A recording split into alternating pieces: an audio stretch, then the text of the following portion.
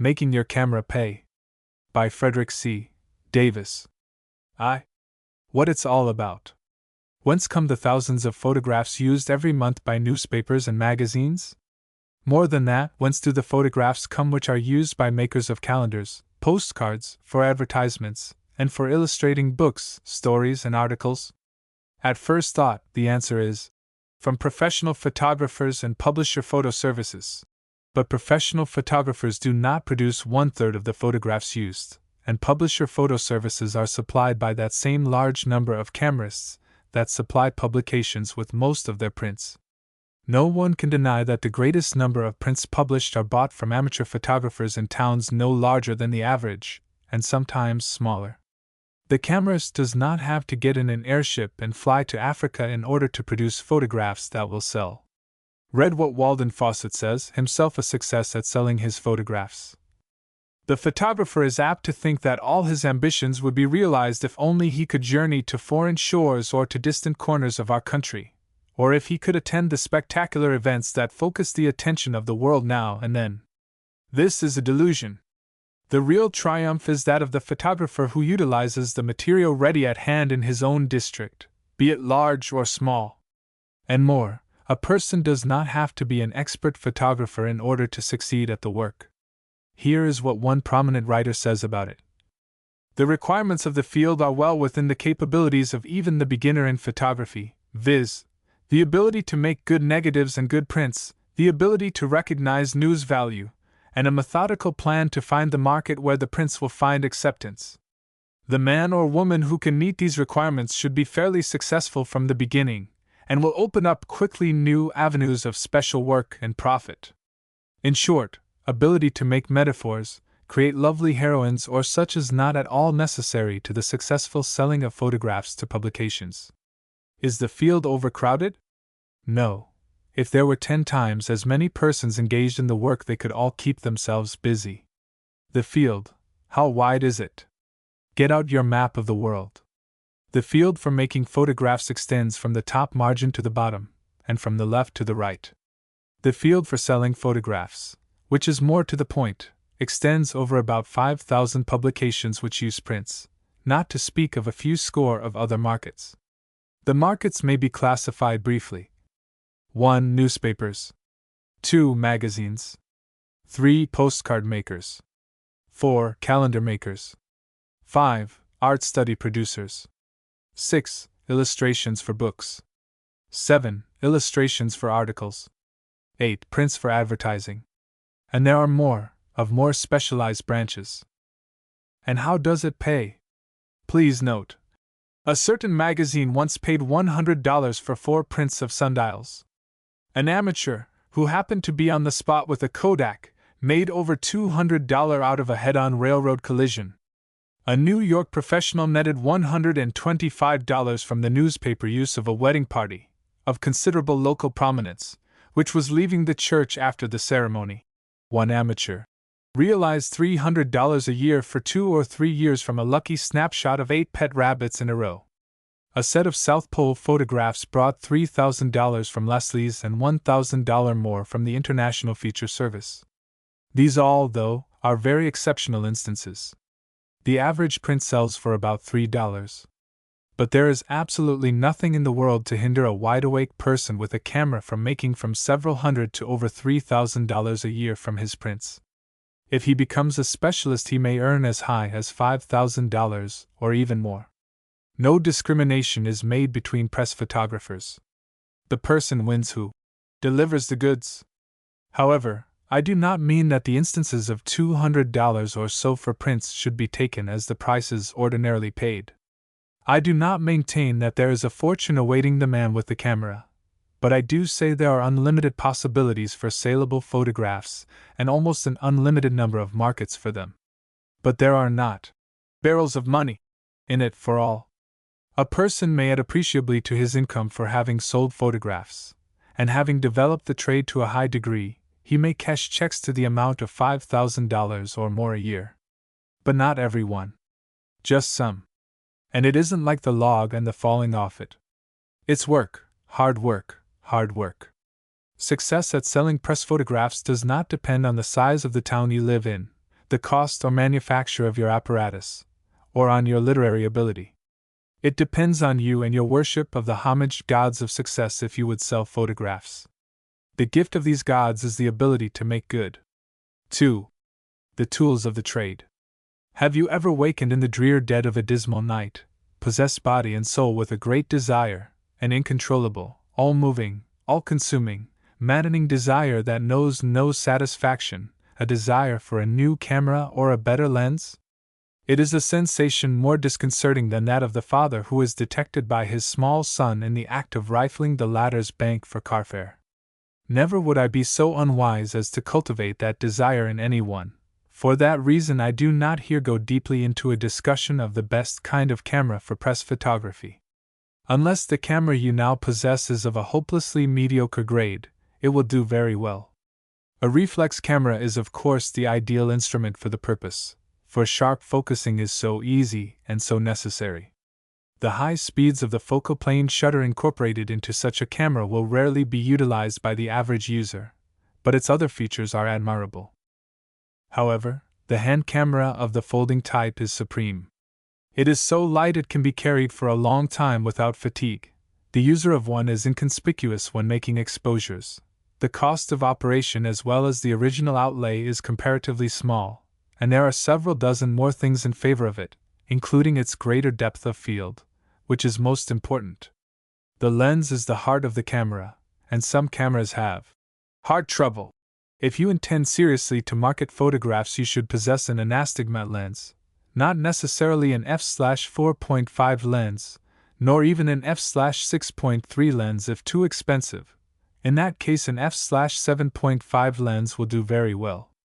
An f/7.5 anastigmat is slightly slower than a rapid rectilinear of u.s.4 aperture, but its excellence lies in its ability, as with all anastigmats, to form images of razor-edge sharpness, which is a prime requisite of a print intended to grace a page of a periodical.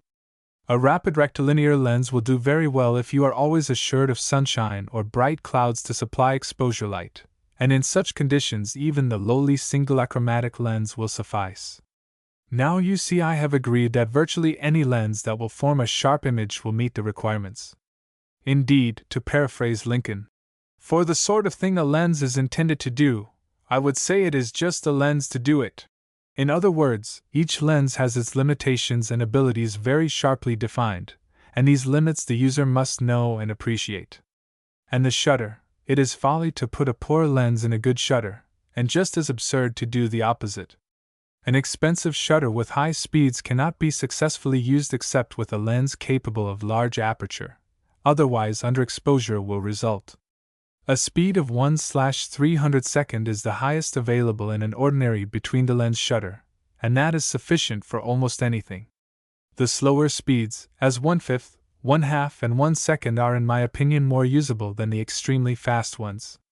Speeds varying from 1 second to 1/300 second are embodied in two well-known shutters, the Optimo and the Ilex Acme. The one is on a par with the other. But no such high-grade shutter is needed unless the high speeds are necessary to the user, for the slower speeds may be given with the indicator at B. But enough. This is not a manual on the elements of photography. The requirements of the apparatus to be used for press photography are that the lens produce a sharp and clear image, the shutter work accurately, and the whole be brought into play quickly. I have used every sort of camera: reflex, 8x10 view, 5x7 view, hand cameras with anastigmat, rapid rectilinear and single lenses, and box cameras, and they are all entirely satisfactory for the things they were intended to do. The camera I have used most and which is my favorite is a folding Kodak that makes 3¼ by 4¼ photographs, and is equipped with an Ilex anastigmat working at f/6.3 in an Ilex Acme shutter. To this I have added a direct viewfinder for reasons apparent to anyone who has tried to photograph high-speed subjects by peeking into the little reflecting finder. This camera has served me admirably for interiors, flashlights, outdoors, high-speed work, portraiture, and anything else to which I have applied it. Your own camera should do the same for you. A photographer comes to know his camera as a mother knows her baby, And if he doesn't, he will be no more successful than the mother who does not understand her child. The camera worker must forget all about manufacturers' claims and should judge his tool by experience. He must ignore most of the theory and rely wholly on practice. In short, he must know his camera inside and out, what it will do and what it will not do. Everything must be at his fingertips ready for instant use. Coupled with that is the need of the ability to produce, sometimes, within an hour after making the exposure, crisp, sharp, sparkling prints. After all, no more qualifications are required of the press photographer than of most other photographers. He may have to work like lightning, snap his shutter literally under the very hoofs of racing horses, rush out of a warm and cozy bed into a chill and bleak night. But it's all in the game. If any one of the old veteran press photographers were to lead the life of an ordinary businessman, he would die of ennui. When the camerist makes photographs for publishers, it is zipdash, and later cash. It is the exciting life of a never-sleep reporter, with a camera to manage instead of a pencil. 3. What to photograph? If you wish immediate wealth, you have only to locate several oil pockets and dig into them. Similarly, if you aspire to success at marketing photographs, you have only to discover the needs of editors and to satisfy them. But although there are not many more available oil pockets, there are many editors and innumerable editorial needs.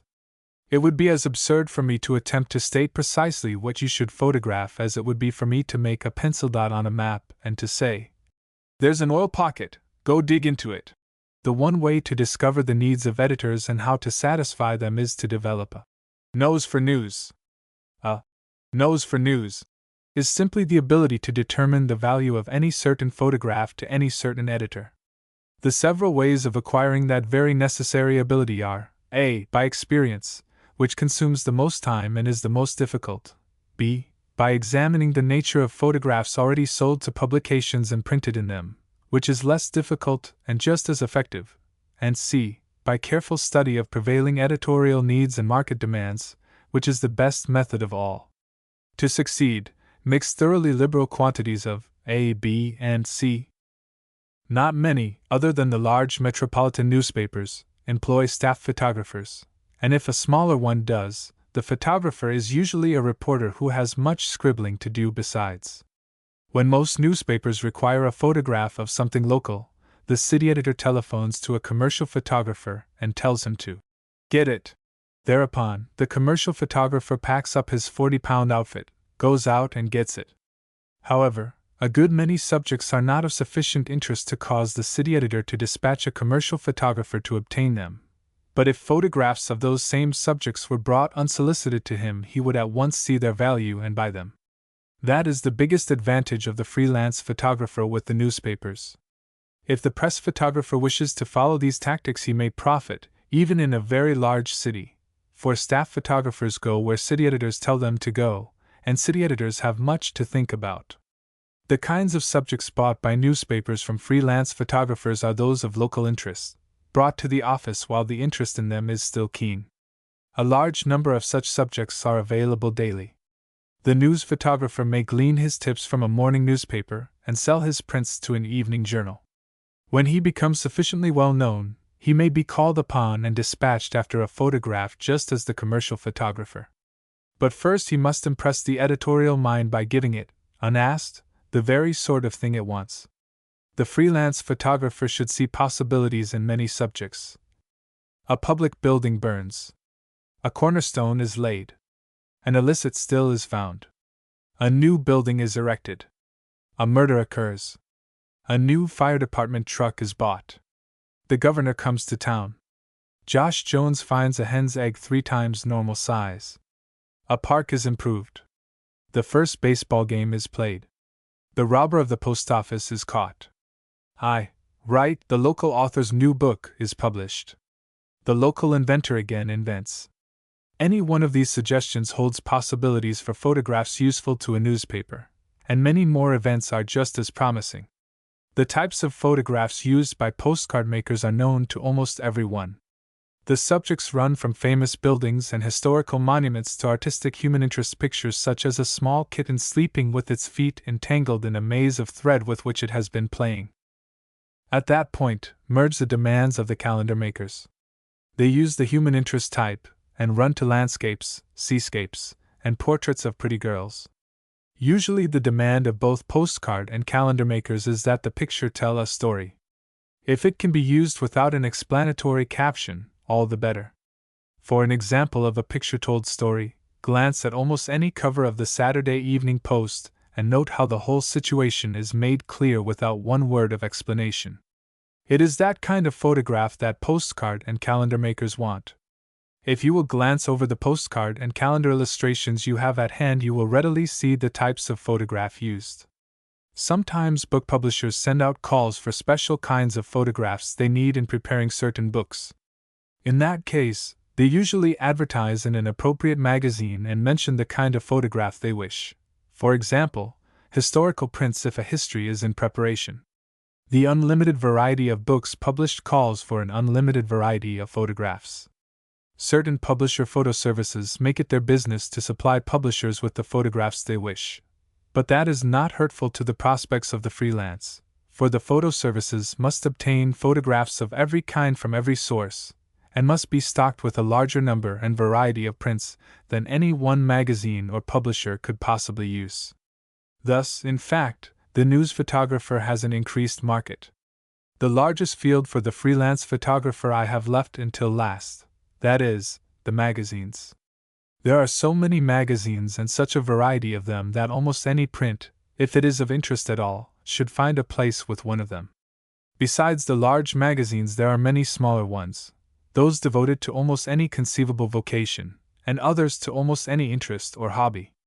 Besides the publications issued for the great mass of the reading public, there are magazines published solely for advertisers, architects, real estate agents, automobilists, bakers, confectioners, cement users, drugstores, dry goods merchants, electricians, engineers, miners, bankers, financiers, fraternal members, furniture dealers, millers, grocers, hardware sellers, historians, hotel owners, owners of restaurants, jewelers, labor union members, lawyers, insurance agents, soldiers, sailors, municipal workers, printers, publishers, railroad men, magicians, fox raisers, blacksmiths, fruit growers, undertakers, stamp collectors, and scores of others, not to speak of almost 2,000 house organs issued by manufacturers as sales promotion literature or for the benefit of their employees.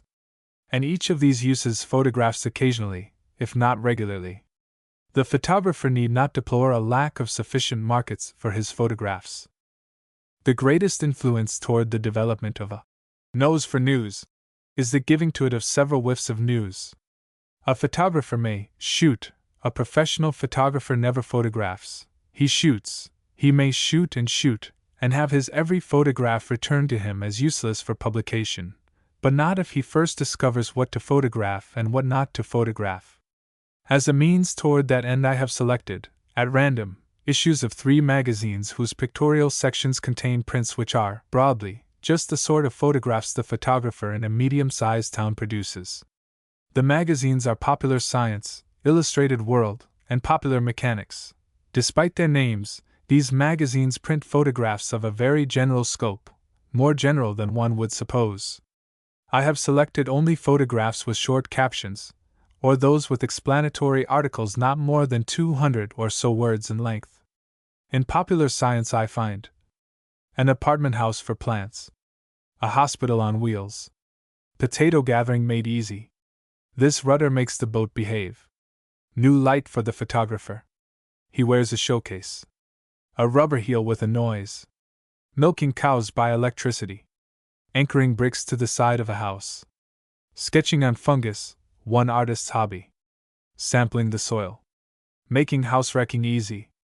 A machine that harvests crimson clover seed. Wheel guards that save life. Working safely on high voltage lines. A lake that has a crust of salt. Punching your votes. Your money is safe in this bank tank. In Illustrated World. Motorized wheelchair for invalids. Whereof motors replaces song of cotton pickers. How aristocrats of dogdom travel. Perform marriage ceremony in oil filling station. Rail motor trucks for short line roads use. No more backaches from the lawnmower. Novel arrangement of air hose for workbenches. Largest milk tank in the world. Comfortable footrest for a rustic seat. Dog hurt in auto accident wears wooden leg. Streetcars adopt pay as you leave system. Dentist scales for weighing mercury. Toy makes spelling easy for kiddies. Small checkbook in silver case. 9-story building collapses. Traveling mailbox on interurban car. Clever method of advertising perfume. Make suit out of stamps. Wellesley girls have a sneezing closet. Raising chickens on a back porch. In popular mechanics. Owner of artificial hands is proud of dexterity. Imperishable burial robes shown on living models. Novelty window sign spells words with snowflakes. Imposing new bridge at Jacksonville. Street sign calls for help if robbers invade store.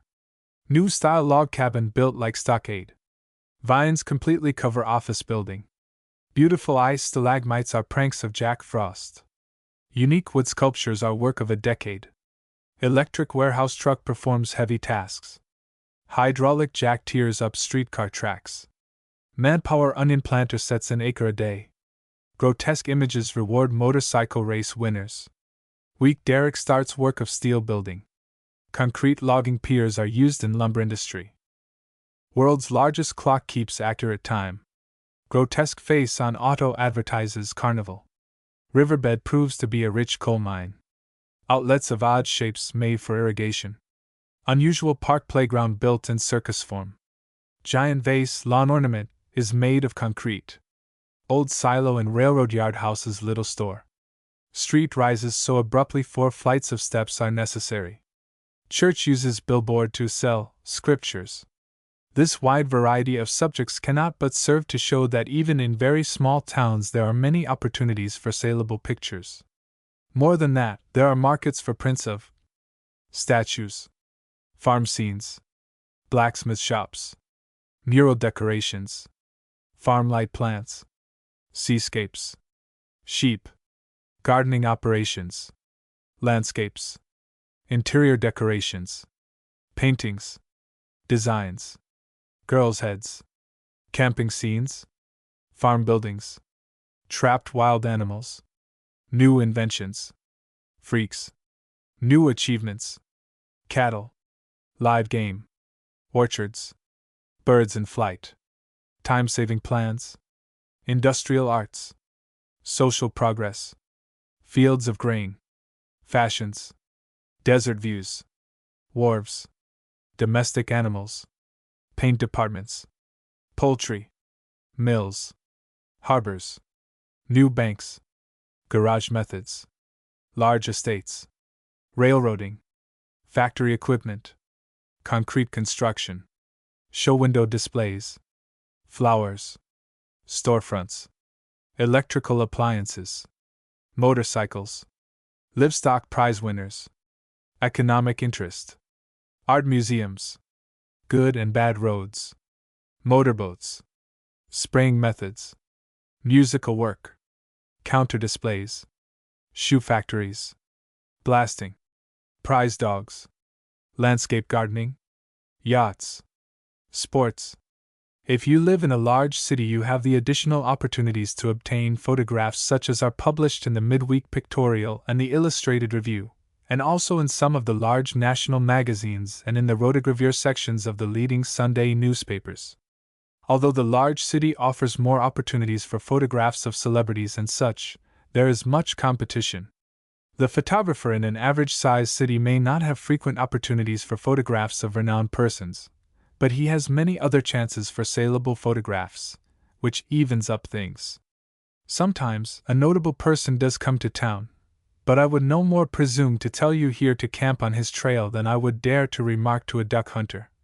"Pardon me, old man, but you'd better pull your trigger. There's a bird right where you've pointed your gun." 4. What not to photograph. Knowing what to photograph is no more important than knowing what not to photograph. I cannot show you so easily by example the kind of photographs editors will not buy, for a search of any number of magazines will fail to unearth such examples. Experience is an expensive school, but sometimes the others are closed because of lack of patronage. It would seem that when you learn what to photograph, you should learn automatically what not to photograph, and indeed you should, but you don't. However, there is another way. After sending a photograph to a score of publications, and after the photograph is returned from the same score of publications, you may truthfully say, "Well, I've discovered one thing that those editors don't want." Editors have very clear reasons why they don't buy certain kinds of photographs. The editor is there to produce a live, newsy, unusual publication.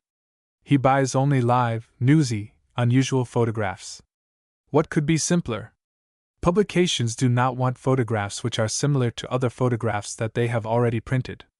The reason is obvious. To take an example from my own early days, a shoe dealer, for an advertisement, placed a huge pair of shoes, size 35, in his window. I grasped the opportunity to make a saleable photograph. It did sell, but not to popular mechanics, for the editor wrote that he was unable to use it because he had printed, several months before, a picture of a huge pair of shoes made for a circus sideshow worker. Consequently, the subject of your photograph may be just the thing the editor would want if he hadn't had his requirements already satisfied. Therefore, study those photographs which have been printed, and make newer and better ones.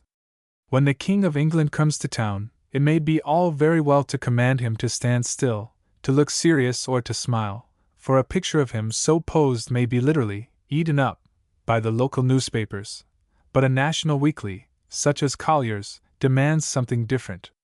Posed photographs are at a discount. They are too plainly pictures of men having their pictures made. What is wanted are life and action. It isn't necessary to ask the king to stand on his head. Ask him to shake hands with the chief of police, or let him do something else which shows he has the power of action. On an invaluable rejection slip prepared by a national magazine, examples are given of what we want and don't want.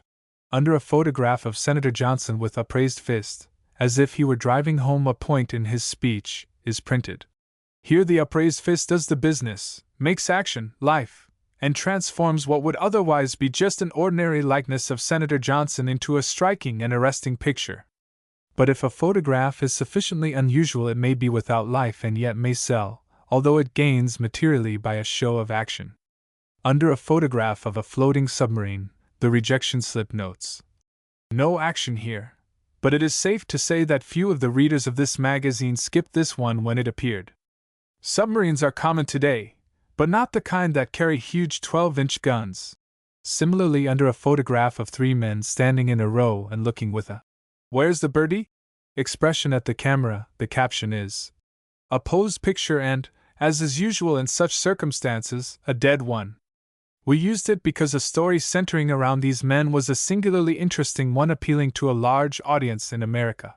But no matter how extraordinary a photograph is, it gains 100-fold by exhibiting signs of life. True, a dead picture may sell, but a live one will sell more quickly, and the photographer's work will be more in demand, and the resulting check will be larger, much larger. If you make a photograph of a building, even for instance a new arsenal, you will never sell it to such a publication as the New York Times Roto section. The rejection slip says, under such a picture, "There isn't even a human being in it to relieve the severity of the building's hard lines and the flat expanse of water." We do not care for such pictures. True, a photograph of a building, and of a building only, may sell for a few dollars to an architectural magazine, but more dollars and a bigger future come from putting life into photographs and in getting your work into the national weeklies as a result. Again, no magazine wishes to buy a photograph of something not new. A monument, if photographed a moment after the unveiling and with the crowd around it, is a likely seller, but if the photographer waits several years, a print of the monument is unsaleable. And that is not strange. You prefer fresh to cold storage eggs. The big secret of the successful press photographer is the introduction of human beings into his photographs of inanimate objects. Human beings have a deep interest in each other. When one is introduced into a picture, human interest is introduced at the same time, and if the human being is pictured in the act of doing something, the interest is even higher. For no one ever outgrows the question, "What you doin', mister?" Popular Science Monthly says, "We want good, clear photographs of a human being doing something of a mechanical nature. The subjects must be new. If a new invention is pictured alone, it is lifeless and meaningless. But let a human being operate it, and a photograph of it gains in value. One has only to apply his common sense to the matter. If a murder is committed in the city, the newspapers will not demand photographs of the corpse. It will do very well to obtain a photograph of the arrow points to the scene of the crime. Variety. One has to depend wholly on his nose for news, and this sometimes proves treacherous. A human interest photograph sometimes slips past the trained nose of a photographer of 20 years' experience and is picked up by a beginner, to paraphrase Charles Phelps Cushing. And on the other hand, the old-timer may snap away confidently at a subject which the beginner has scorned, and then find he has an unsaleable print on his hands. Sometimes, so to say, noses for news contract colds and are unable to scent a subject's salability. But colds may be cured and the scents picked up once more. The best remedy is to stop, to think, and to sniff again. There is a market somewhere for every good print. There is no market anywhere for a print that is not good. The best part of the whole business is this: no one, not even Old Nick himself, can induce an editor to buy a photograph he does not want, and if, on the other hand, he knows he can use it, he will buy it at once, be it offered by Donald Thompson, who is a world-famed press photographer, or by John Brown of Smithville, whose first attempt it may be. The size, shape, and form. Aspiring fictionists learn at some stage of their budding genius that one long stride toward editorial favor lies in the proper preparation of the manuscript. Just so, a photograph which is not prepared in accordance with editorial standards suffers a handicap. Some editors specify the size of photograph they prefer. Thus, Collier's prefers 4x5 prints, but it will use prints larger, and a few smaller than that size. In the same way, Garden Magazine reports that it prefers 6.5x 8.5 prints, and the Thompson Art Company says it prefers the 5x7 or 8x10 size. Other magazines make no mention of size. Popular Mechanics reports, "The size of the print is not so important as clearness and gloss." Indeed, the greater number of magazines do not specify a preferable size because by so doing they discourage contributors of prints which are desirable, but not of the size specified. If a magazine insists on having prints of one certain size, the photographer should not be discouraged because his camera does not make photographs of those dimensions. The making of enlargements is now no more difficult than the making of contact prints. If the negative is sharply focused and the lens of the enlarging machine is good, an enlargement will not differ much in quality from a small print. To me, it seems that the ideal camera makes photographs of 3¼ x 4¼ inches. This is very slightly smaller than 4x5, and a less costly filmeter. Negatives of that size are sufficiently large to make saleable prints without enlarging them, and if a larger print is desired, they are of good proportions for the operation of enlarging. Prints of the 2¼ x 3¼ size are too small to offer to magazines unless the subjects are all commanding. However, the size is a very good one, and not too small for the making of excellent enlargements if the lens of the camera is good. I have heard of one photographer who uses exclusively a vest pocket camera equipped with a fast anastigmat lens. He never attempts to market any of the small prints, whose size is 1 5/8 x 2.5, but enlarges the prints to about 4x6. There are many advantages possessed by the small camera over the large camera, but 3¼ x 4¼ is the happy medium. I have never had a print of that size returned because it was too small. There is no need to limit oneself to the production of prints of only standard dimensions.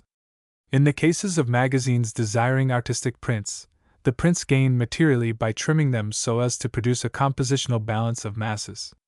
Also, some buyers specify prints of a certain shape for use as covers and headings, to fit frame cuts and such.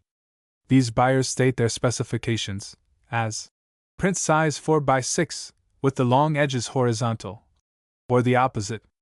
It is not necessary to produce prints trimmed to the exact size of the cover, either. All that is necessary is to make the print of the same proportions as the cover, and the engraver will enlarge or reduce it to the correct size. There is one best finish for prints intended for publication, that is, black and white, never sepia, and glossy burnished. Glossy prints are not much more difficult to make than dull surface prints, the only necessary additional effort being the use of a squeegee plate, or ferrite plate. The preference for glossy prints results from the fact that their surfaces are absolutely smooth and without grain. This enables the engraver to make a clearer halftone, for a print with a grained surface reproduces surface and all in the cut. Glossy paper, when dried in the ordinary way, has a surface which is perfectly smooth yet half dull. When glossy prints are dried in contact with a ferrite plate, the surfaces are highly polished, and this gives the prints more brilliancy.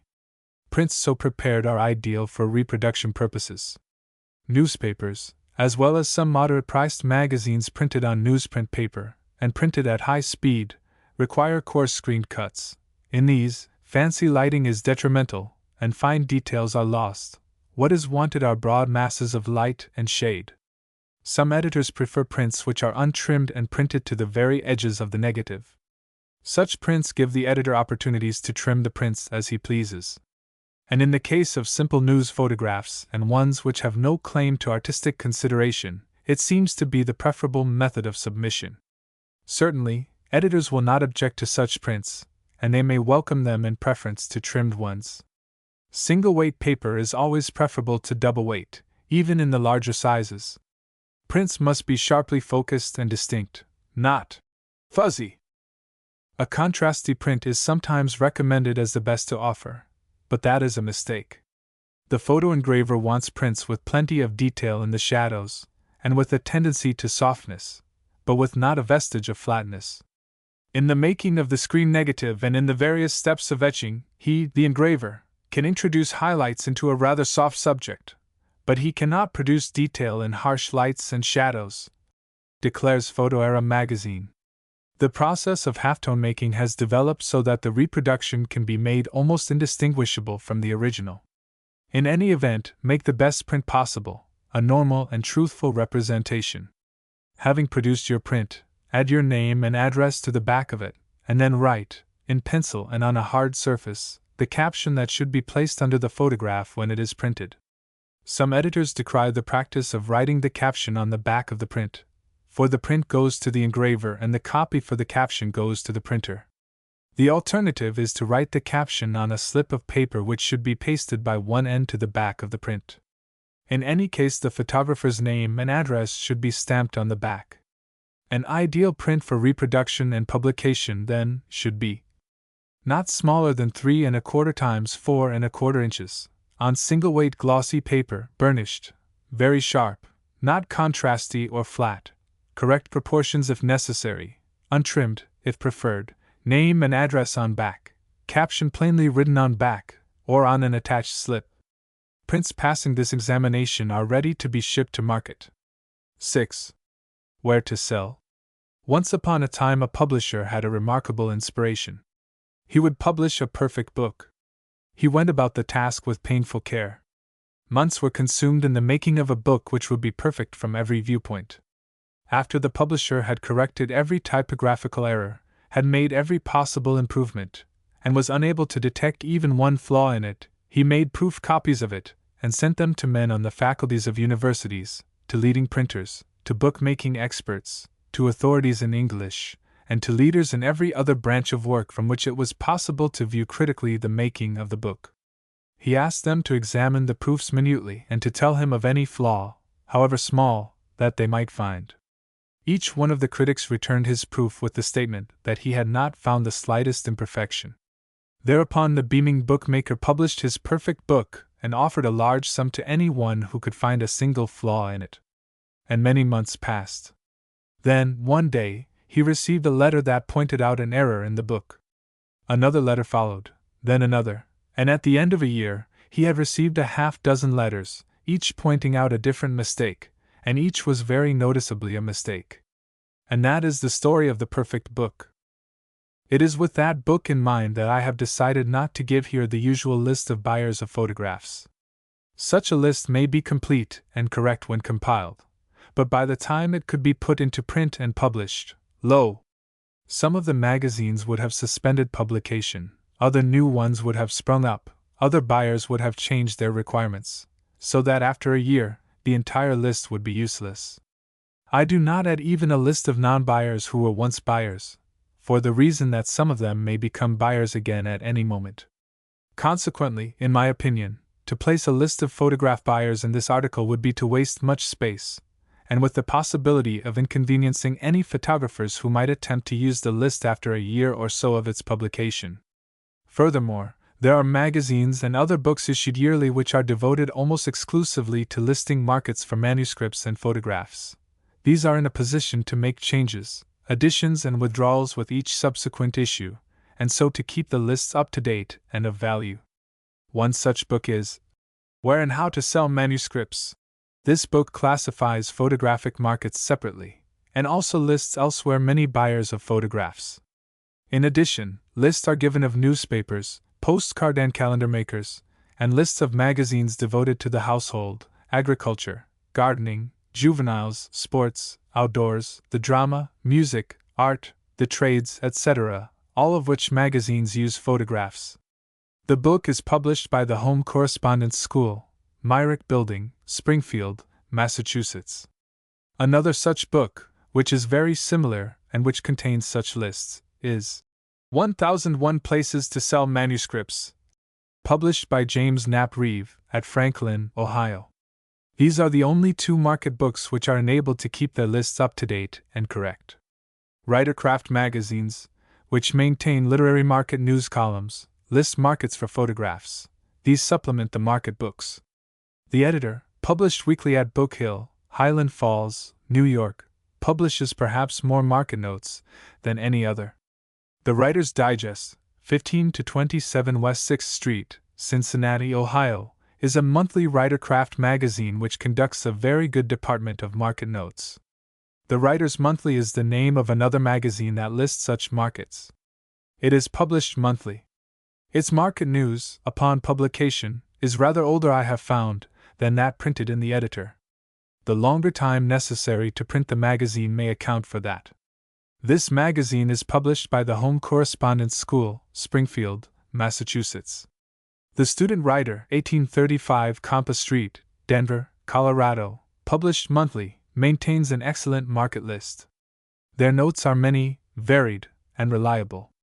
Photographic magazines sometimes list markets for photographs, although not frequently. American Photography, 428 Newbury Street, Boston, Massachusetts, sometimes publishes market notices in its The Marketplace department, but they are scanty. Photoera magazine lists, when available, market notes. Book publishers wishing prints of special character have used this magazine as an advertising medium. Besides the magazines noted, other writercraft and photographic publications may publish market notes from time to time. It is by no means necessary to buy both books and to subscribe for all the magazines, but if you can do so without financial discomfort, it cannot be otherwise than to your advantage. By all means, obtain one of the market books and subscribe for one of the writercraft magazines, and if you can add a photographic publication, so much the better. Even a market book alone is a great aid. Indeed, it is a necessity. Obtain one or both and you will be amazed at the number of times each can say, "Open Sesame," without stuttering. The best salesman in the world could not induce a sane blacksmith to put in a stock of groceries. If the salesman has groceries to sell, he goes to a grocer and talks. Similarly, a photographer cannot hope to sell the most remarkable photograph in the world, unless he sends it to the right market. Each magazine has its own particular needs, but the needs of different ones overlap so far, and are sometimes so similar, that a print offered to one and rejected by it may be very desirable to another. This applies to classes of magazines as well as individual publications. As an instance, Popular Mechanics, or Illustrated World, although requiring unusual photographs, rarely buy photographs of human freaks, but nevertheless the Saturday Blade, Chicago, uses just that sort of thing. A few blocks from here stands the largest writing tablet factory in the world. A photograph of it would not be acceptable to the rotogravure sections nor to Popular Mechanics, Illustrated World, nor to Popular Science. Yet such a photograph would be useful to an architectural magazine, a stationer's publication, or a local newspaper. When a photograph may be viewed from several industrial angles, as well as from a new achievement or from a human interest standpoint, the more likely are markets to open for it. The press photographer should not stop until he has tried every possible market. After one or two rejections, the photographer is apt to form the opinion that editors are prejudiced against his work because he is a beginner, but nothing could be further from the fact. One national magazine says, "Should we return what you submit, do not be discouraged. Sooner or later, if you study our needs carefully, you will succeed in finding what we are after." The same thing is true of every other magazine. There is not one of them but is eager to buy your wares if you offer them the kind of goods they want. A rejection is not a rebuke. It is a challenge. It means that your nose for news has failed you, has played you false, or that you have tried to sell groceries to a blacksmith. Rest assured that no editor will willfully refuse to accept, pay for, and print any photograph which possesses enough merit to warrant acceptance.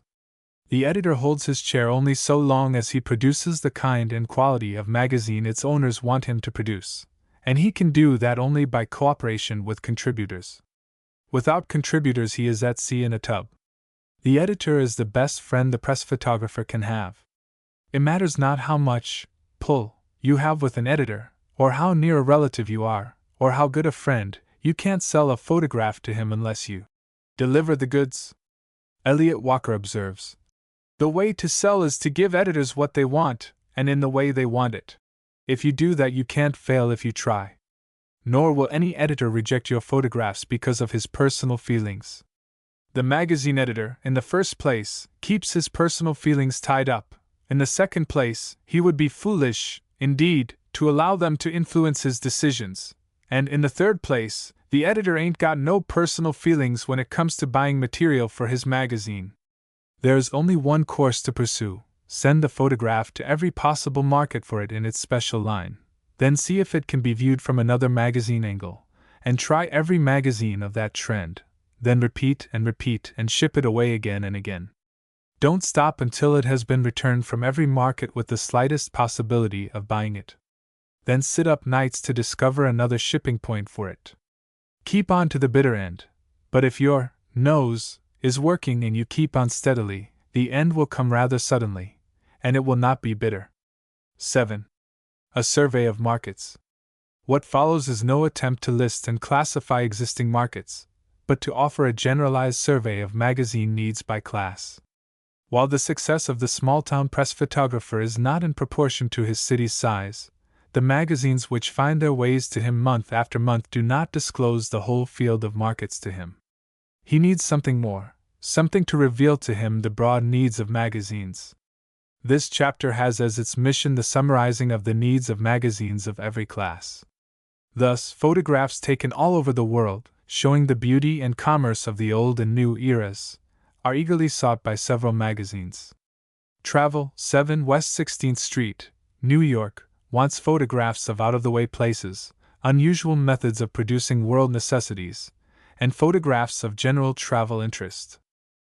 The same may be said of the National Geographic magazine, though the photographs and articles used by this publication are so specialized and exhaustive that it is rarely a freelance writer can supply their needs, for they maintain their own staff of writers and explorers. However, if you are able to catch vivid photographs of wide travel interest, here is a most excellent market. If you are interested in picturing homes, country life, Garden Magazine and House Beautiful are waiting for your prints. These magazines are very artistic and use only the best work, but they are interested in unusual gardens, beautiful lawns, landscaping, interior decorating. A house remodeled from a common building to an unusual or striking residence will find ready sale to them if photographs of the before and after variety are offered. Nature, sport, and building in the country are the specialty of Country Life, Garden City, New York. Garden Magazine is interested in nothing but gardens and ornamental horticulture, preferably of the personal experience trend. Same address as Country Life. House Beautiful, 3 Park Street, Boston, wants photographs of unusual types of interior decorating and landscape architecture. What a wealth of material a well-kept, modern home contains! Owners should readily give consent to photograph if the photographer explains his purpose. Arts and Decoration, for 74th Avenue, New York, also uses garden and house material, but runs also to the arts.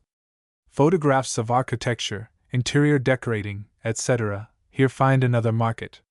So it is with the broad field of country life magazines generally, as an example. House furnishing and before and after remodeling pictures are easily obtained and easily sold if well done.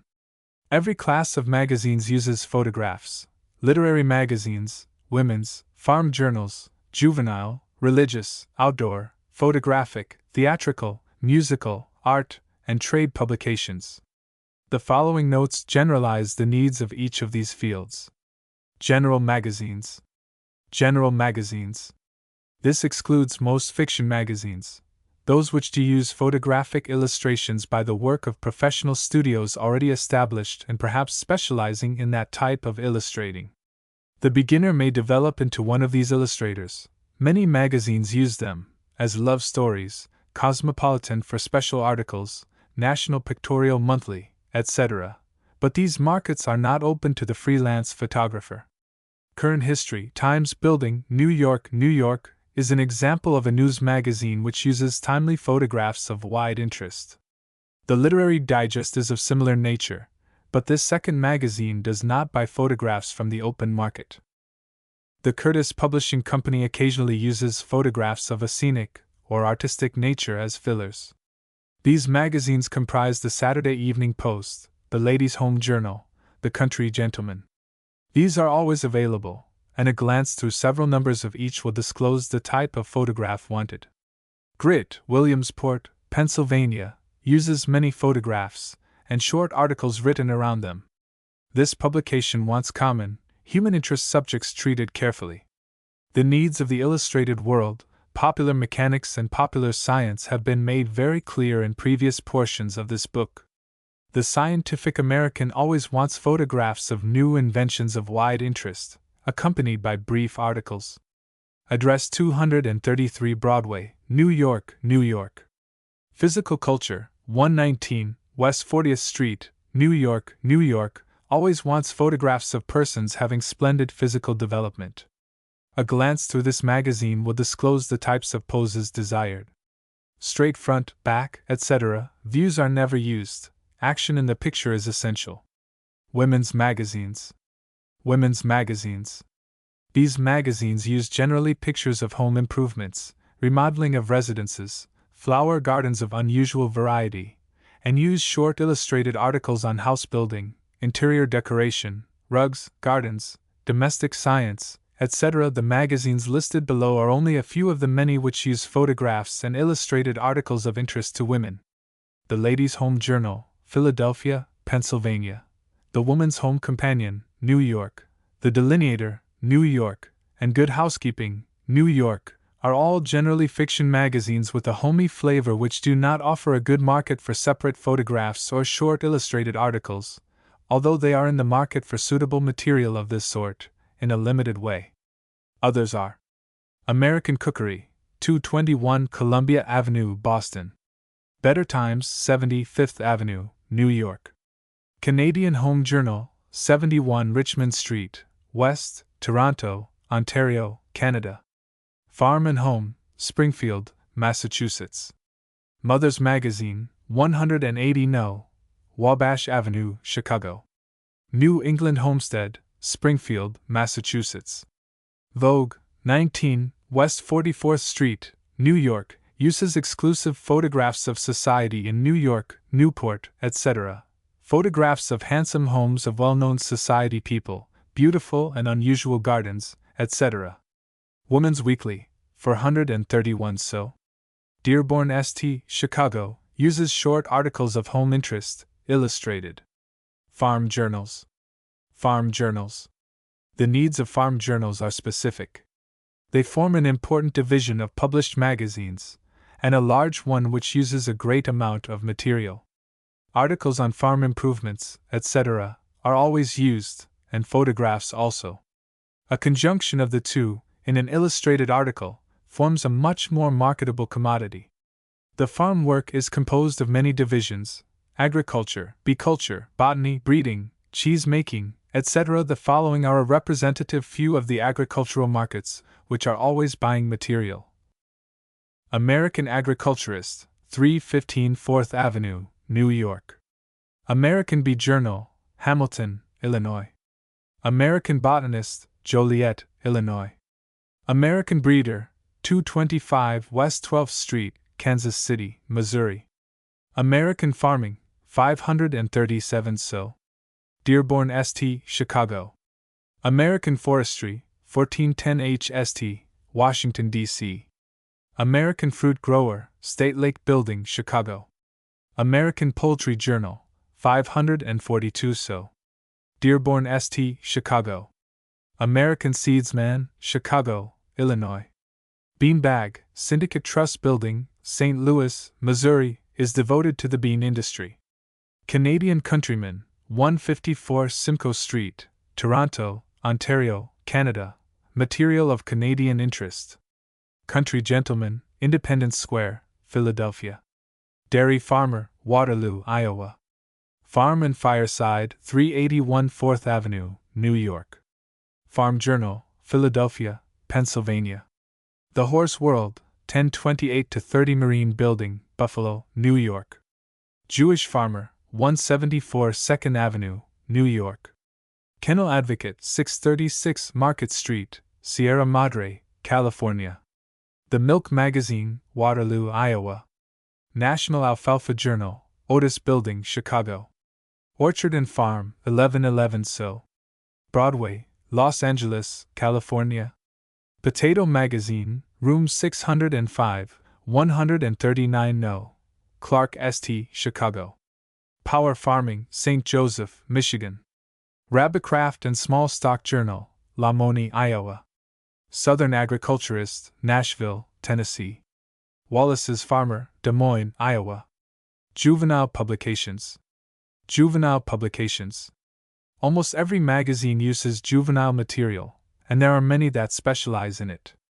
The following markets use the well-known type of photograph and illustrated article which are of interest: travel, how to make it, etc. A great field is open here to picturized activities of boys.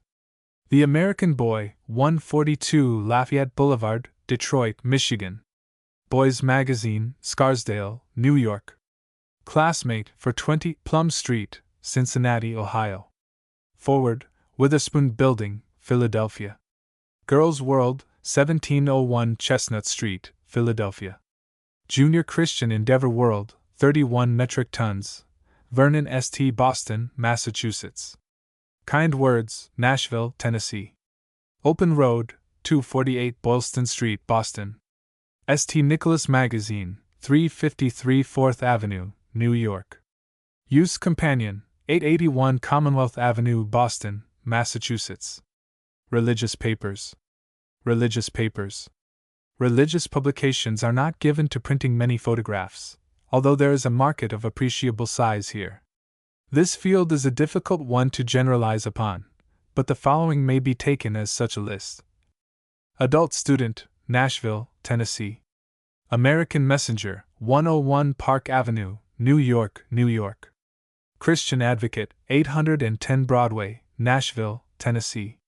Christian Endeavor World, 31 metric tons, Vernon St., Boston, Massachusetts, uses photographic covers. David C. Cook Company, Elgin, Illinois, publishes about 40 magazines, which use a great amount of photographs and illustrated material. Epworth Herald, 740 Rush Street, Chicago. Front Rank, 2710 Pine Street, St. Louis, Missouri. Lookout, Cincinnati, Ohio, uses photographs for covers.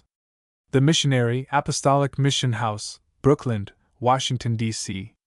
Sunday School World, 1816, Chestnut Street, Philadelphia. The Watchword, Otterbein Press, Dayton, Ohio. Outdoor Magazines. Outdoor Magazines. Here is a group of magazines which is deeply interested in unusual fishing trips, hunts, and such excursions. It wants material on the animals in water or air or on land, that its readers may bag them the more easily. It desires material on bird dogs, on outdoor devices and tricks, on tennis, motoring, baseball, cats, dogs, golf, horses, yachting, and on every phase of outdoor and sport life. Photographs of men prominent in each line are wanted, prints of hunting, fishing, camping, canoeing, sailing, and everything connected with the big outdoors. Here is a large and remunerative market for open-air photographs and sport prints. Ariel Age 280 Madison Avenue, New York, wants material on aviation. All outdoors, outing, forest and stream, field and stream, etc., want the wide variety of outdoor material that appeals to any sort of sportsman. These magazines circulate widely, and a study of them will disclose their needs. Dogs are the subjects of such magazines as American Beagle, 639 West Federal Street, Youngstown, Ohio; Dog Dom, Battle Creek, Michigan; Dog Fancier, Battle Creek, Michigan; Dog World, 1333 So. California Avenue, Chicago. Material about cats is welcomed by such as Cat Review, 196 Center Street, Orange, New Jersey. Fishing material appeals to the general run of outdoor magazines, including American Angler, 1400 Broadway, New York. Tennis appeals to American Lawn Tennis, 120 Broadway, New York, and the Tennis Review, California Building, Los Angeles, California. Golf material is used by American Golfer, 49 Liberty Street, New York, and Golfers Magazine, 1355 Monadnock Block, Chicago. Motoring appeals to a long list of such publications as American Motorist, Riggs Building, Washington, D.C. Mileage 4415 No. Racine Avenue, Chicago. Motor, 119 West 40th Street, New York. Motordom, 110 State Street, Chicago. Motor Life, 239 West 39th Street, New York. Speed, 809 Shipley Street, Wilmington, Delaware. Then there are a variety of different subdivisions of this class, the mere names of which are sufficient to disclose the great variety of material they use. American Checkers, 1846 So. 40th Avenue, Chicago. American Chess Bulletin, 150 Nassau Street, New York. American Cricketer, Morris Building, Philadelphia. Baseball Magazine, 75th Avenue, New York. Billiards Magazine, 35 So. Dearborn St., Chicago. Bird Lore, 29 West 32 DST, New York. Bowler's Journal, 836 Exchange Avenue, Chicago. The Horse World, 1028 to 30 Marine Bank Building, Buffalo, New York. Spur 389 Fifth Avenue, New York, raising prize winners. Yachting, 141 West 36th Street, New York. Photographic Magazines. Photographic Magazines.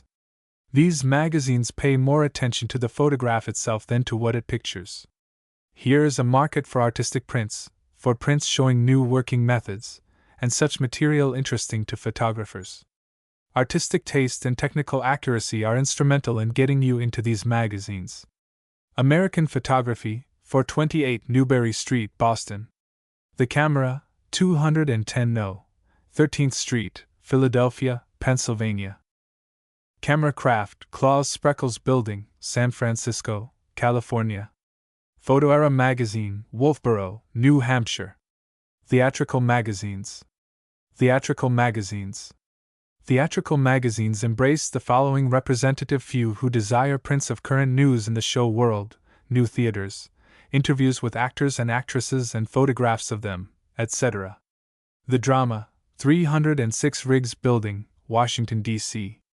Theater Arts Magazine, 7 East 42 DST, Detroit, Michigan. Theater Magazine, 6 East 39th Street, New York. Musical Journals. Musical Journals. Photographs of bands, orchestras, leaders, bandstands that are unique, artists, composers, etc., are used by this class. Musical Courier, 437 Fifth Avenue, New York, New York. Musical Enterprise, Camden, New Jersey. Trade Papers. Trade Papers. These include magazines published and devoted to every trade imaginable. One magazine will be cited for each division of trade, the title of which is self-explanatory, and which uses photographs in its particular field. Advertising, Advertising and Selling for 71 Fifth Avenue, New York. Architectural, American Builder, 1827 Prairie Avenue, Chicago. Automobile, American Garage and Auto Dealer, 116 So. Michigan Avenue, Chicago. Baking and Confectionery, Baker's Helper, 327 So. La Salle St. Chicago. Western Confectioner, Underwood Building, San Francisco. Cement, etc., Concrete, 314 New Telegraph Building, Detroit, Michigan. Drug, Oil, Paint, etc., Druggist Circular, 100 William Street, New York. Painter's Magazine, same address. Dry Goods Reporter, 215 So. Market St., Chicago, Illinois. Electric, Journal of Electricity, Crossley Building, San Francisco. Engineering, Everyday Engineering Magazine, 2 West 45th Street, New York. Financial World, 29 Broadway, New York. Fraternal, see particular paper referring to particular fraternity, or lodge and list given in Market Book. Furniture News, Wainwright Building, St. Louis, Missouri. Grain Dealer's Journal, 315 South La Salle Street, Chicago. Grocery, National Grocer, 208 So. La Salle St., Chicago. Hardware, Good Hardware, 211 So. Dithridge St., Pittsburgh. History, Hispanic American Historical Review, 1422 Irving Street, NE, Washington, D.C. House organs, some 2,000 of these are listed in the Market Books named. Jewelry, Jeweler's Circular, 11 John Street, New York. Labor, see particular division desired by consulting Market Book. Law Casualty Review, 222 East Ohio Street, Indianapolis, Indiana. Lumber, Wright Building, St. Louis, Missouri. Medical, see division desired, as dental, hospital, etc., in Market Book. Military, American Legion Weekly, 627 West 43 DST, New York. Municipal, American City, 87 Nassau Street, New York. Printing, The Inland Printer, Inland Printing Company, 632 Sherman Street, Chicago. Railroad, The Railroad Red Book, 2019 Stout Street, Denver, Colorado. Shoes, Boot and Shoe Recorder, 207 South Street, Boston. This survey gives a general idea of the wide market open to photographs which fall within each magazine's requirements. No attempt has been made to give the needs of magazines, or to present what is usually called a list of markets. We have been concerned here with generalizing the market, pointing out to the reader who never sees most of the magazines named that they really exist, and by photographs. The purchase of a Market Book is necessary if one desires seriously to make his way selling photographs to publications. Study the magazine. Is the bromide flung always in the teeth of the beginner? But what if one can't obtain copies of the magazines which print material which the reader may easily find? Then he has only to request from the editor a sample copy of the magazine, using the address gleaned from the Market Book, and he then has the best information as to what that particular magazine wants. And at a cost of only 2 cents per copy. 8. Shipping the product to market. When a print is to be offered to a local newspaper, the photographer starts out, sometimes, as soon as 1 hour after making the exposure, with the print in his hand, and arriving at the desk of the city editor, he allows him to examine it. In such a case, mailing the print would delay it, perhaps delay it until its interest has cooled, and so make it worthless. But when submitting prints to magazines, one should always invoke the aid of Uncle Sam's mail service, no matter if the editor lives just next door and the publication office is but a block distant. The shipping of your prints to their markets merits special consideration. If the photograph, after being wrapped, can be bent easily, it is apt to arrive at the editor's desk in a cracked and crumpled condition. Then the editor could not buy it if he wished. And when it is returned, its maker finds it to be so mutilated that it is useless to try to market it elsewhere. Proper protection of photographs when shipping them is an aid to both editor and contributor.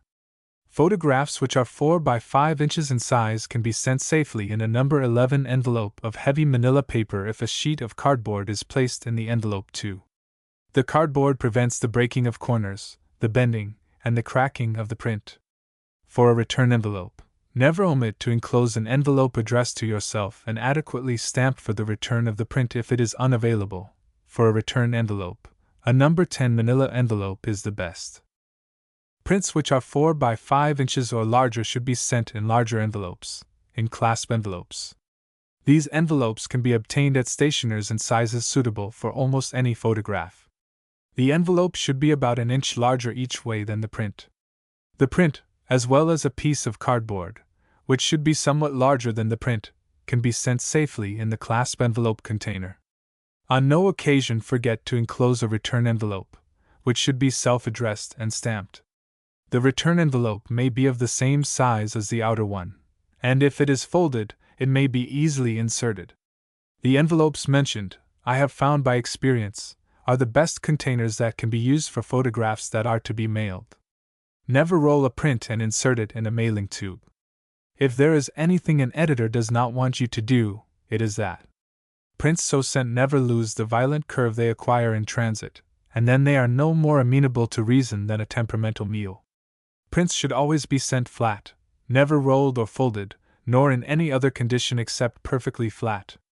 The envelope should be addressed to the editor of the particular magazine selected.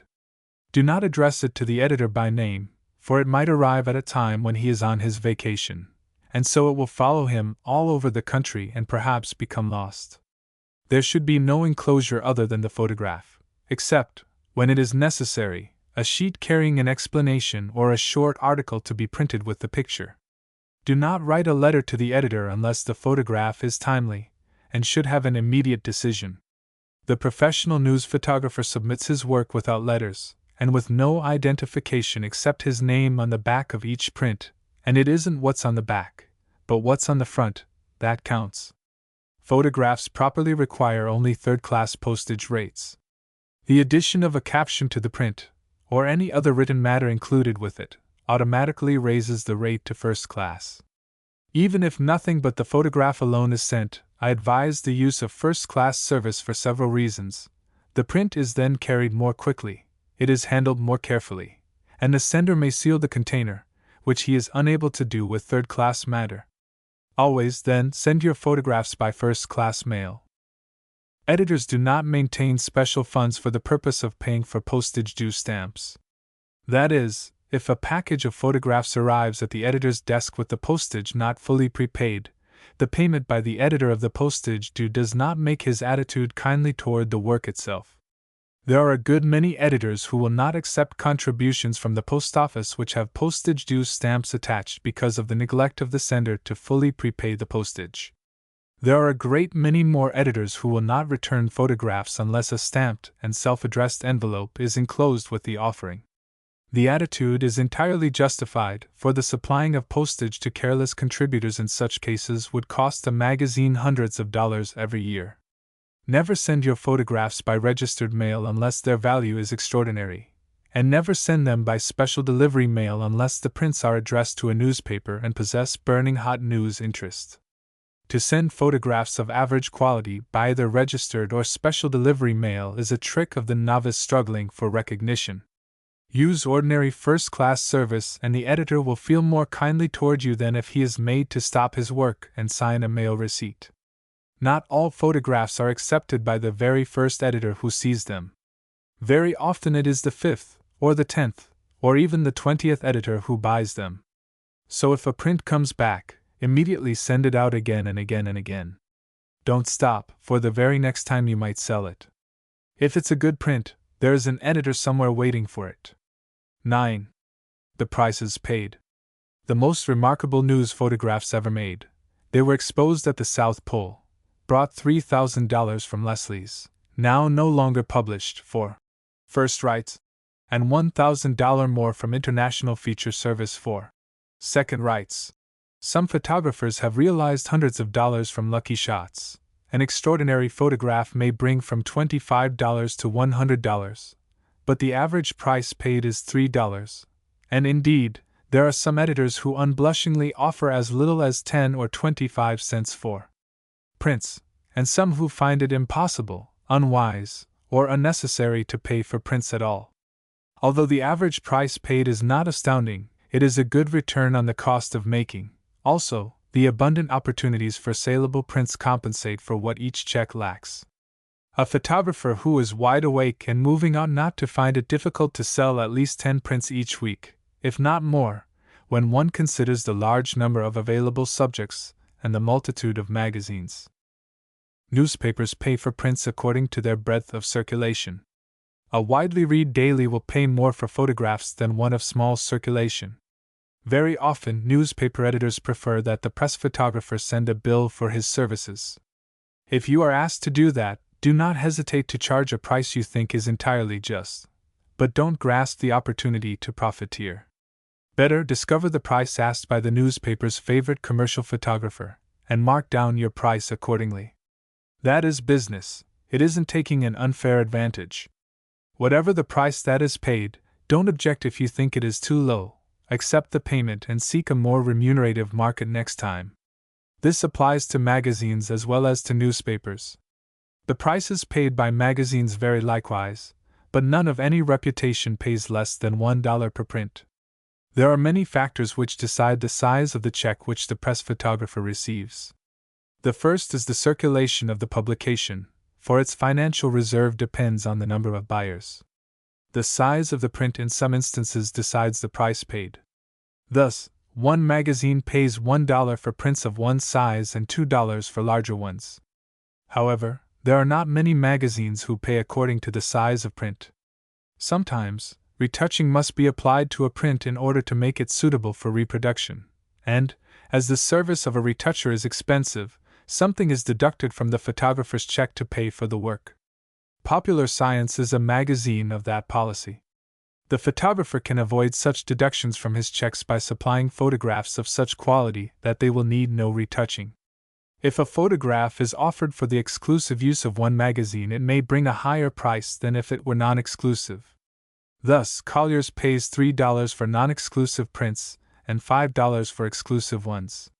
Some few magazines rarely accept any print that is not exclusive. Indeed, non-exclusiveness may be a reason for rejection. Calendar makers and postcard makers, of course, buy only exclusive rights. A publisher is always more favorably inclined toward an exclusive than toward a non-exclusive print, and very often, the added favor means added dollars to the payment. The use to which a print is put is also a deciding factor in payment. A print bought for use as a cover illustration will bring home a bigger check than if it were used merely as one of many illustrations. 2. Illustrated World pays $3 and more for prints used in its pictorial section, but $2 for those used in its mechanical department. Other magazines do not make this distinction. After all, the price paid depends wholly on the usefulness and quality of the print. If sometimes, as in the case of the Ladies' Home Journal, the payment is made with a view to the photographer's reputation, it is only because news photographers of experience produce prints of a higher average quality than beginners do. But if a beginner delivers the goods, the editor is just as glad to pay to him the large check as he is to pay it to anyone else. A few examples of prices paid will be of interest. Collier's pays $3 for non-exclusive prints and $5 for exclusive prints, and from $25 to $100 a page for layouts, spreads. Illustrated World pays $3 for each print. Popular Mechanics pays $3 and up, and $25 a page for layouts. Popular Science reimburses at the rate of $3 for each photograph, and sometimes more. The Saturday Blade pays $2 for each. The Thompson Art Company pays from $1 to $5. Underwood and Underwood pay from $3 and up, according to the value of the print. The Woodman and Tierman Printing Company pays at rates varying from $5 to $50. But when is payment made? You ask. The answer is, either upon acceptance or upon publication. By far, most magazines pay according to the more desirable plan, upon acceptance. As soon as such a magazine decides that a photograph is useful to it, it mails a check to the sender.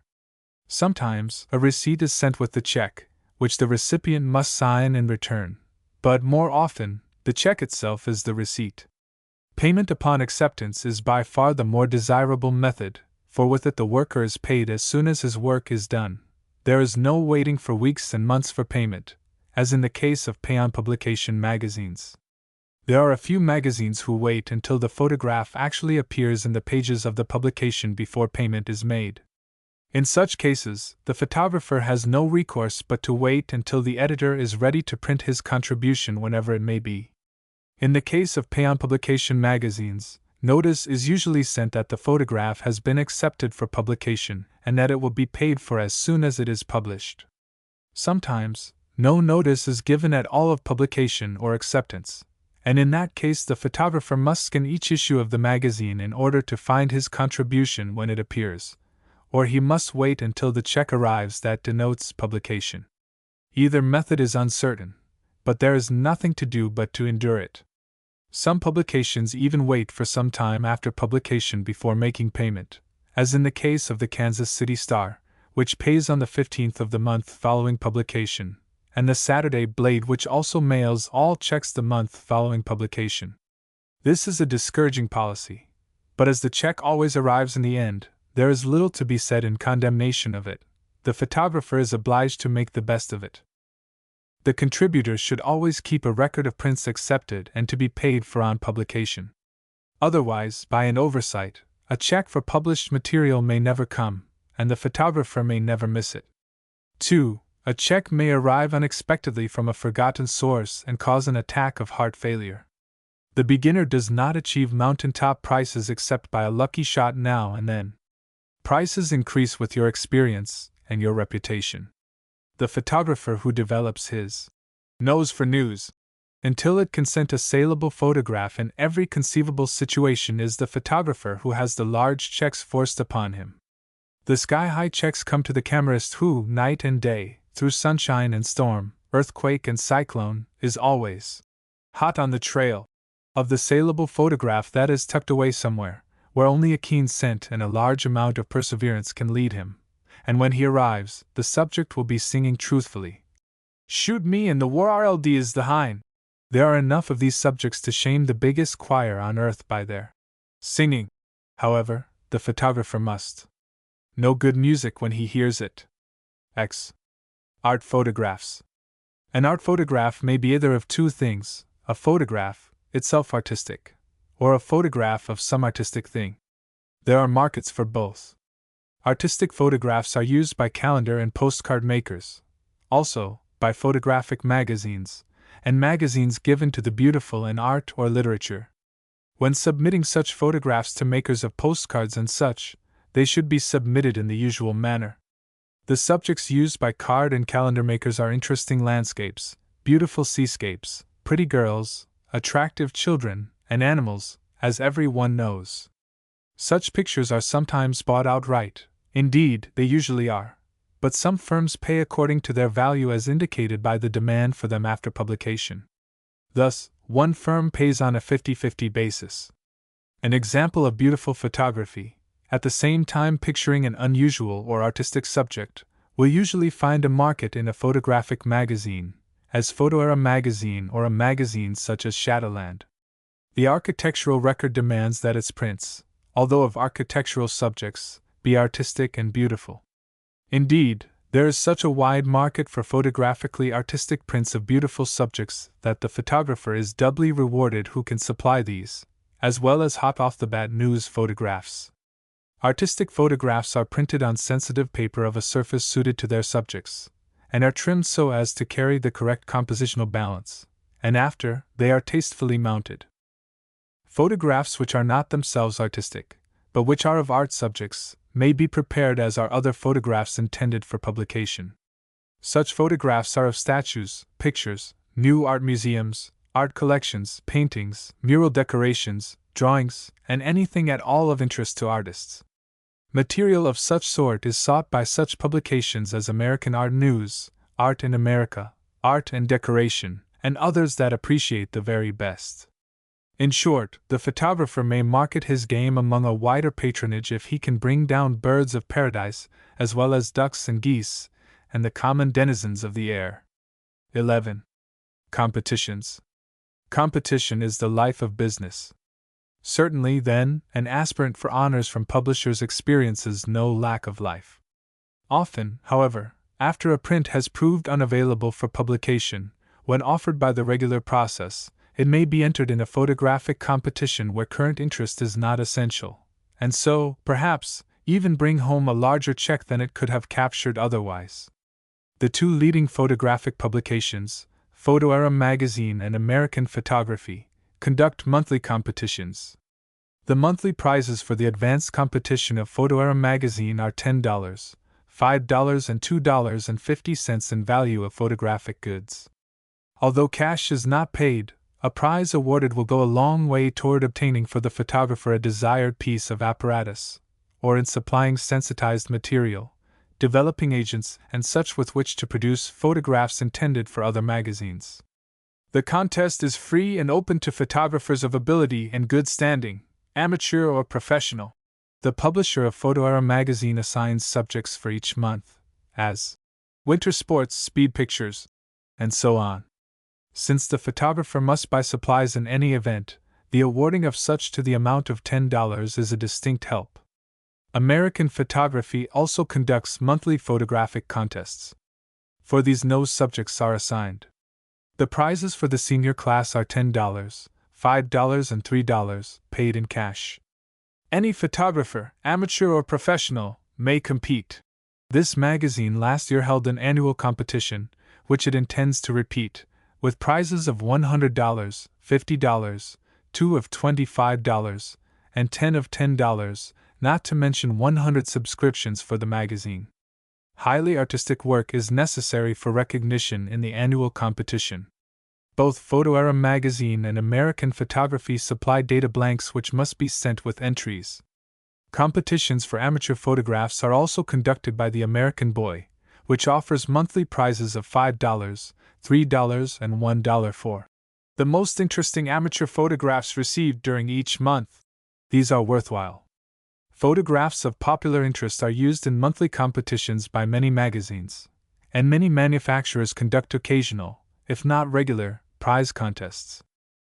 Probably the largest company to offer prizes in competitions is the Eastman Kodak Company. The Eastman Company for many years conducted a yearly contest with thousands of dollars in prizes offered. Last year, it decided on an innovation, the running of a monthly contest with prizes of $500.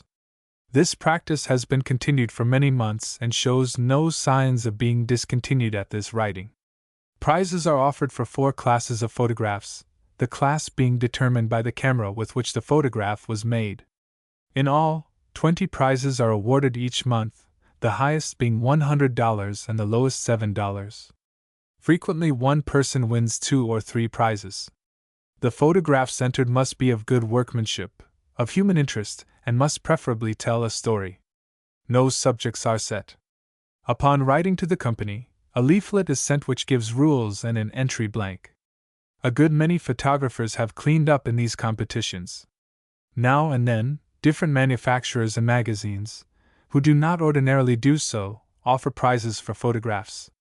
At every opportunity, the press photographer should enter his prints, for if they win a prize, he has the advantage of a larger remuneration as well as a boosted prestige among editors and publishers. 12. Prints for advertising. Advertisers who are manufacturers are all possessed of the belief that the buying public is painfully ill-informed of the unequaled merits of their products. Consequently, any photographic evidence of the superiority of their goods which will enlighten the public is welcomed with open arms. Any photograph that shows plainly the excellent service that any product has given will bring the photographer's own price from the manufacturer. The demand is almost universal. Makers of camera lenses are continually on the lookout for unusual photographs made with their products. The Wollensak, the Bosch and Lohm, and the Goerz companies frequently buy negatives that portray vividly some features of their lenses. Makers of camera shutters also buy photographs which were made with cameras equipped with their shutters. Usually, the point emphasized in the pictures bought is the shutter's ability to stop motion at their high speeds. As press photographers frequently find it necessary to use the shortest exposures given by their shutters, they should have something in their negative files which the shutter makers should be eager to obtain. Makers of photographic material other than lenses and shutters often buy examples of work done with their goods. Thus, the Ansco Company uses photographs of natural scenes for advertising purposes. The photographs being made on Ansco film and Psycho paper, or other Ansco products. Burke and James, makers of Rexo cameras, use photographs for advertising purposes which must be of unusual interest and must illustrate their goods in use, or be made with their cameras or films. Inasmuch as the news photographer, in his daily work, finds many unusual things, he should find no difficulty in selling a few prints to camera makers. An advertiser is always seeking any information likely to help sell his product. If, in your work, you see an old storage battery with electric energy still unimpaired, or a well-preserved tire, or a shaving brush of strong constitution, unweakened by much use, it would very likely prove profitable to photograph it and describe your find to the company that makes the product. Thus, an insurance agency may buy a photograph of a garage destroyed by fire, the cars in which were fully protected by their insurance. A maker of strong boxes may appreciate a photograph of one of his boxes raked out of, perhaps, the same fire, the box having held valuable papers which were fully protected from the terrific heat. The makers of a portable typewriter once purchased a photograph of one of their machines which had fallen from an airplane, and which had to be dug from the ground, but which, of course, suffered no injury whatever because of its fall and burial. If you should unexpectedly come upon Irvin Cobb writing a masterpiece with his Neverleak fountain pen, snap him, with his permission, and see what the makers of Neverleaks say. Manufacturers of patent roofings use photographs of roofs covered with their products. Makers of steamrollers want photographs of roads tamped by their machines, and so on and on and on. It is wiser to write first to the advertising manager of the particular company favored, and to inquire if he is buying photographs that show plainly the unparalleled merits of his excellent product, and if so, etc., etc. Some advertisers will ask you to name a price for your work, and on such an occasion you should judge fairly the value of the print to them. If they require the negative also, raise the rate. Any prints should be worth $10 even to a small manufacturer, and if it is acceptable at all, a larger firm should pay from $25 to $1,000 for suitable propaganda. This branch of press photography is little used by many workers, yet it is remunerative. Besides furnishing the manufacturer with advertising for his product, the photographer supplies himself with some advertising to the effect that he delivered the goods once, and could do it again, so there. 13. Copyrights and other rights. If, as often happens, one photograph is useful to more than one publication, is it all right to sell the one photograph to as many magazines as will buy it?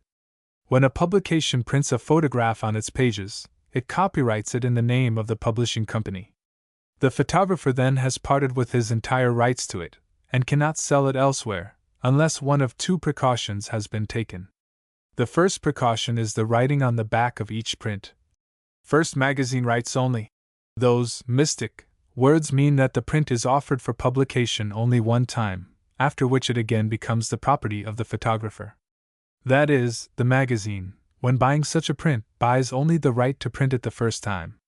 Immediately after its publication, it becomes again the property of the photographer, although he cannot of course sell first rights again, any more than he can sell the same horse twice at the same time.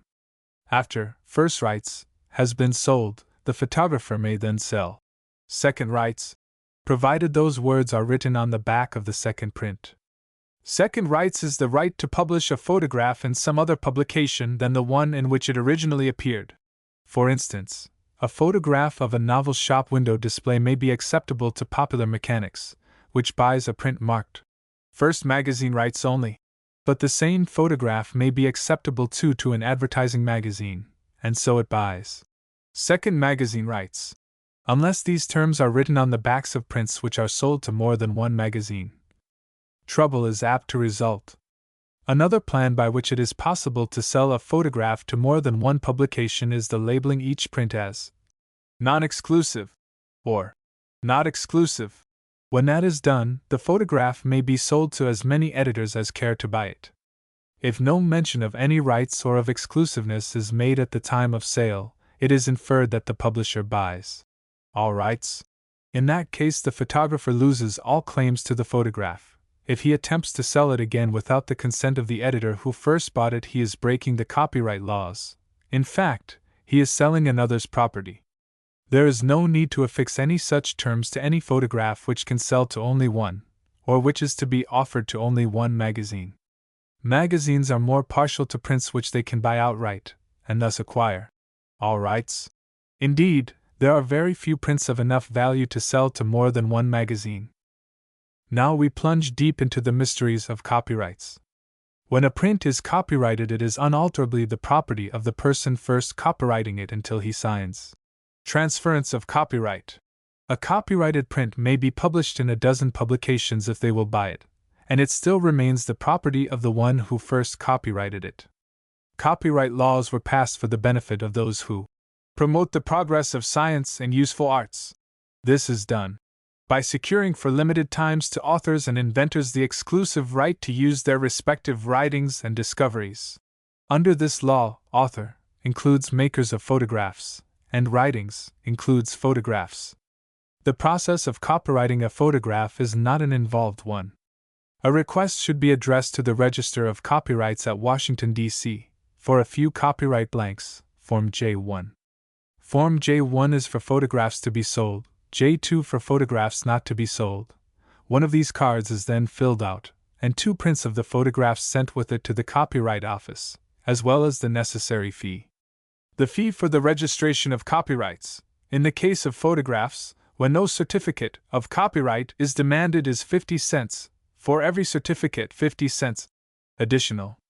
A certificate is not usually necessary, and is useful only in cases of disputed copyright ownership, etc. The fee should be sent only in the form of a money order to the Register of Copyrights, and the photographs must bear the mark of copyright, which is either the word copyrighted or the abbreviation COP, accompanied by the name of the copyright proprietor. In the case of photographs, the notice may consist of the letter C enclosed in a circle, provided that on some accessible portion of such copies, the name of the person copyrighting shall appear. Upon the Copyright Office receiving the photographs, the sender is notified, and again, when copyright is granted, he is sent a small card notifying him, or the certificate is sent to him if he has ordered one. Then the print is considered copyrighted. It is useless to copyright any except those prints of extraordinary value, the rights of which the photographer wishes to retain at all costs. The average quality prints are not likely to be stolen, and so the copyrighting of them is unnecessary.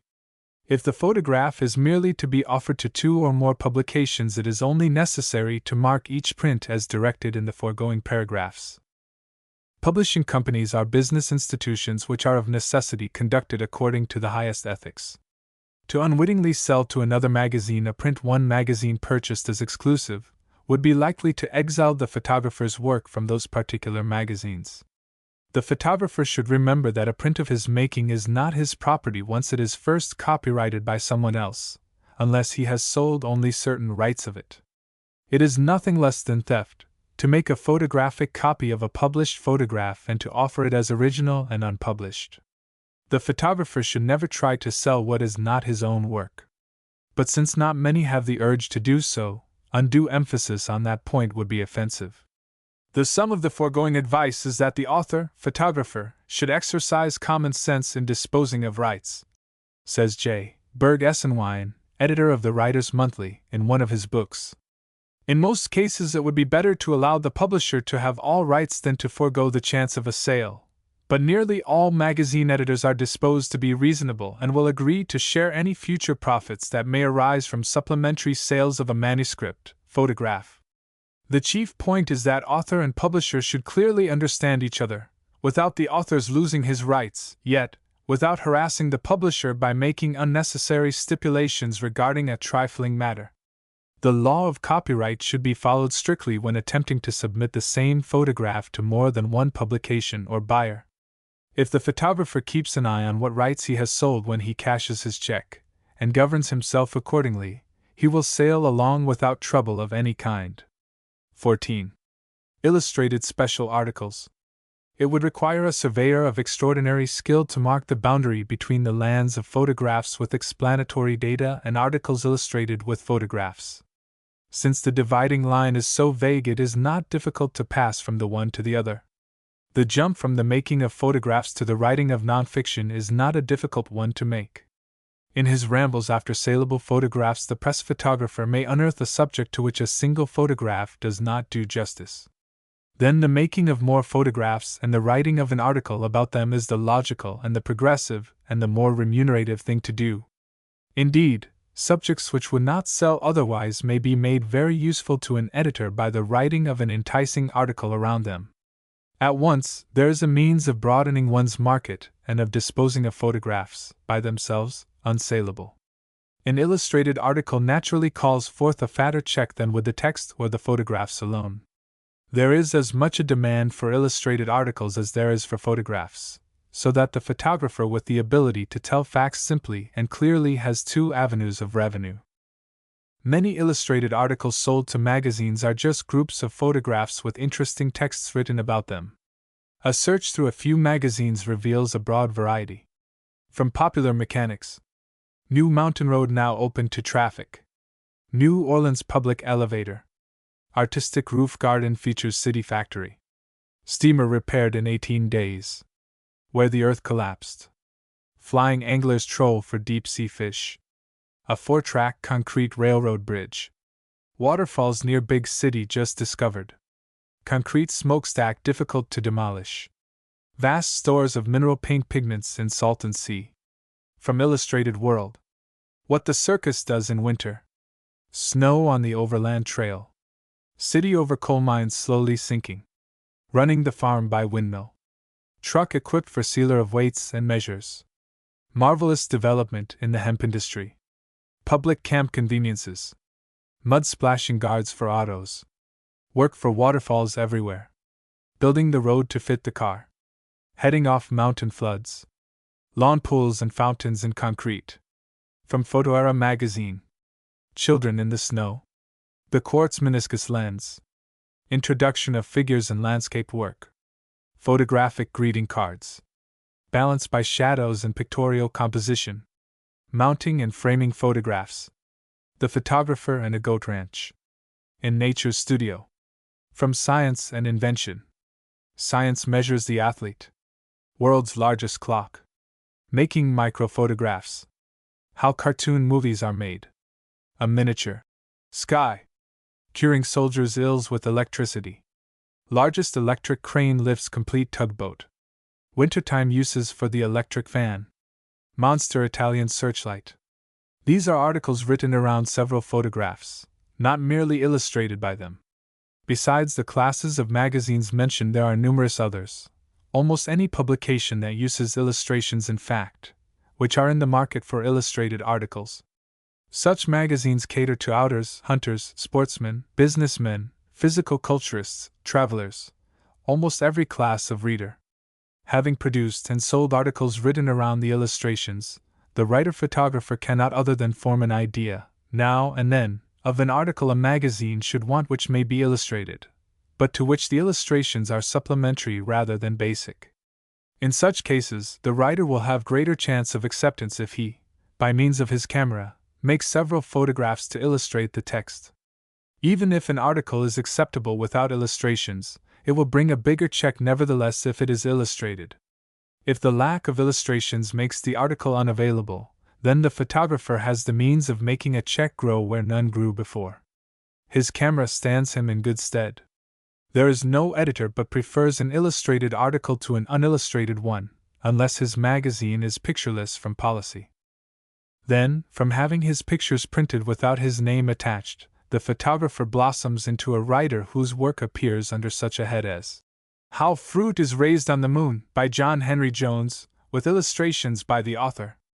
Although the jump from the making of photographs to the writing of nonfiction is easy, you may slip at the first attempt. But hammer away and soon the nail will go in. For know ye, there isn't a magazine editor in the business who wouldn't buy an article from his worst enemy if he thought it was good stuff for his magazine. The photographer must not only smell out news, but he must, by the sensitiveness of his nose, tell just how much the news is capable of being worked up.